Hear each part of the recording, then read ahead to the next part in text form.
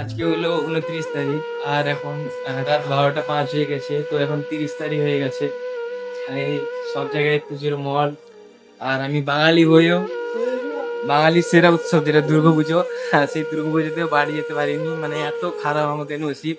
এখন রাত 12টা বাজে, এখনই আমি হোটেল ক্লোজ করে হোটেল থেকে বেরিয়ে এলাম। কি বলবো ভাই, খুবই খারাপ লাগছে। বাঙালি সেরা উৎসব, আর এখানেও অনেক লোক ব্যাঙ্গালোরে এসেও এখানে পুজোতে ঘুরতে যাচ্ছে, কিন্তু আমি পাচ্ছি না, কারণ সকাল 10টার সময় ডিউটি আসি আর 1 থেকে 1.5 ঘন্টা ব্রেকে যাই। তারপর এখন রাত 12টার সময় কিচেন ক্লোজ করে এলাম।